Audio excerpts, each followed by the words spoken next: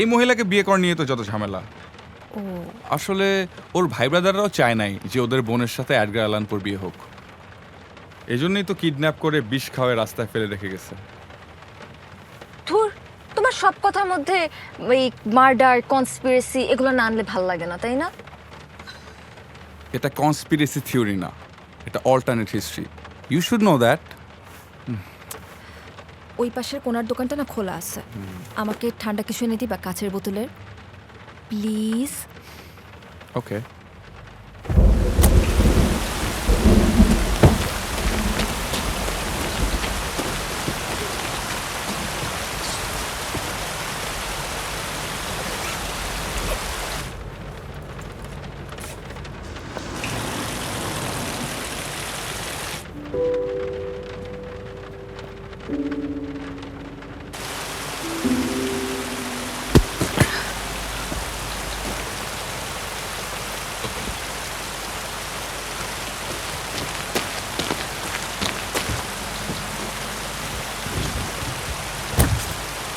আমি তোমাকে ঠান্ডা ড্রিঙ্কস আনতে বসলাম, এইভাবে স্ল্যাশার মুভির মতো জানলা থাপড়ে আমার গা হাত পা ঠান্ডা করতে বলি নাই।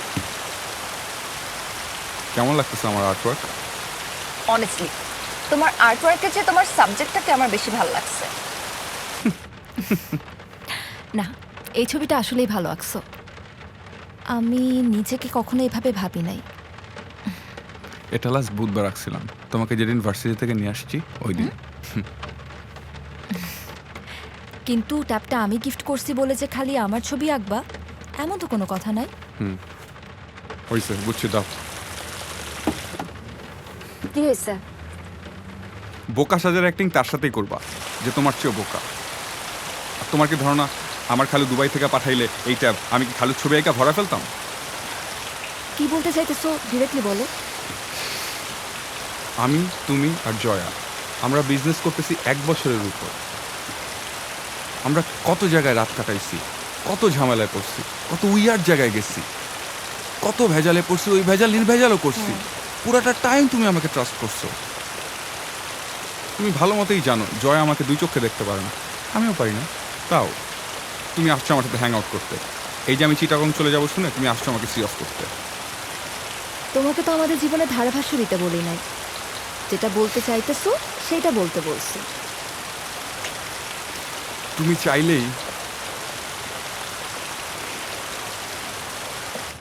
I love you.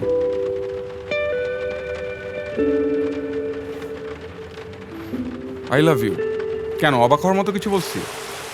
Business partner মতো থাকতাম। 1000টা অপশন আছে, বাট লাইফ কখনো কখনো অনেকগুলো অপশন থাকার পরেও অল্টারনেট চুজ করতে দেয় না, একটা জায়গায় না আটকে দেয়।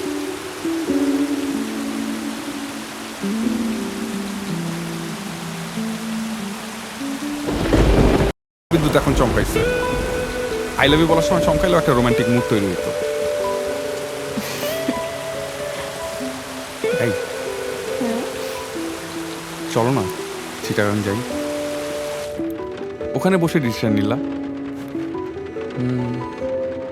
যদি পজিটিভ হয় তাইলে এটা আমাদের ফার্স্ট ট্যুর, আর যদি নেগেটিভ হয় তাইলে শেষবারের মতো